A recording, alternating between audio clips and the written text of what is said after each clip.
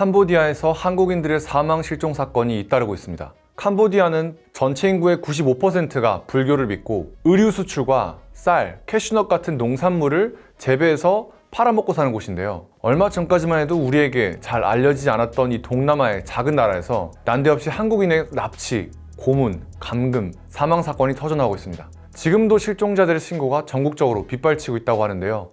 무슨 일인지 오늘 지금 라이프에서 알아보시죠.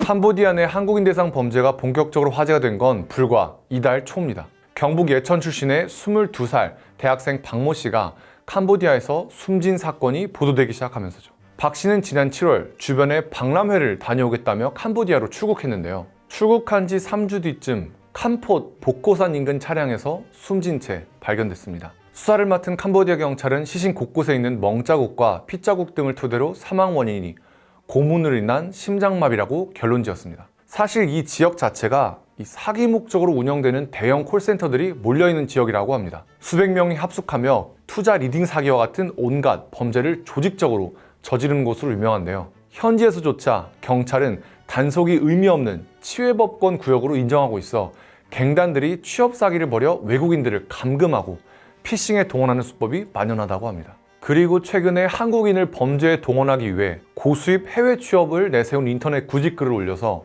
젊은 한국인들을 끌어들이는 일이 많아졌습니다. 그렇다면 도대체 누가 왜 이런 짓을 벌이고 있는 걸까요? 일단 캄보디아 경찰은 박 씨의 시신이 발견된 곳에서 중국인 3명을 붙잡아 현재 재판에 넘긴 상태입니다. 하지만 아직 핵심 용의자 2명은 검거되지 않은 상태입니다. 이 두 사람도 역시 중국인으로 알려져 있습니다. 캄보디아에서 활동하는 중국인 범죄 일당들인 거죠. 근데 이게 끝이 아닙니다. 현재 우리나라 경찰은 박 씨와 같은 대학 선배인 홍 씨를 대포통장 모집책으로 구속 기소해 조사를 이어가고 있습니다. 홍 씨가 박 씨를 대포통장 명의자로 중국계 범죄 조직에 팔아넘긴 것으로 추정되는 상황입니다. 실제로 박 씨는 캄보디아에 잡혀있는 동안 협박범이 박 씨 가족에게 전화를 걸어 박 씨가 사고를 쳤으니 해결해야 한다며 5천만 원이 넘는 돈을 요구했다고 하는데요. 정말 터무니없는, 아직도 이런 일이 일어나고 있는지 의심이 되는 범죄 정황입니다. 문제는 아직까지 숨진 박 씨의 시신은 부검과 행정 절차 지연으로 2달째 현지에 방치된 채 한국으로 돌아오지 못하고 있다는 겁니다. 외교부는 현지 공항 당국과 절차를 조율하고 있고 아마도 이달 안에 시신이 국내로 들어올 예정이라고 합니다.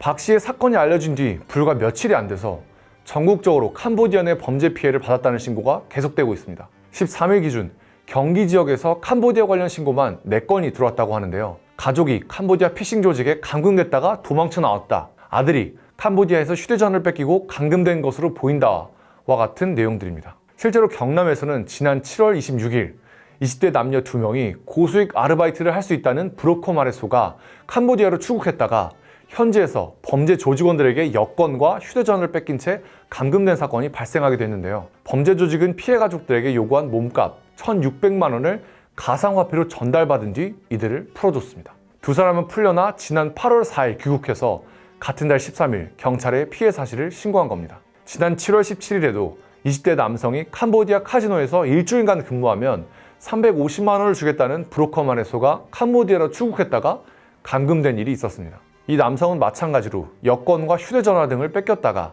자력으로 탈출한 뒤 지난 7월 20일 국내에 귀국해 경찰에 신고했습니다. 이 외에도 전북의 6건, 강원도 4건 등 전국적으로 관련 신고가 들어오고 있고 지금 이 시간에도 사건 사고가 계속 벌어지고 있는 상황입니다. 이렇듯 피해가 계속되는 상황에서 온라인에는 여전히 캄보디아에서 고수익 알바를 하라는 온라인 광고글들이 버젓이 올라와 있는데요. 연합뉴스에 따르면 한 동호회 커뮤니티 구인 게시판에는 지난 14일 오후 2시쯤 최고의 고수익 일자리라며 캄보디아 시아누쿠빌에서 일할 텔레마케팅 직원을 구한다는 글이 올라왔습니다. 작성자는 평균 월급이 1,500만에서 3천만 원에 달하고 지난달 한 직원은 월급 4,500만 원을 받아갔다며 벌 수 있을 때 빠르게 벌고 내 인생을 되찾아야 한다고 홍보했는데요. 이 사이트에는 고수익 일자리를 앞세우며 해외에서 일한 텔레마케터를 찾는다는 구인글이 이날 하루에만 20여 건 게시됐다고 합니다.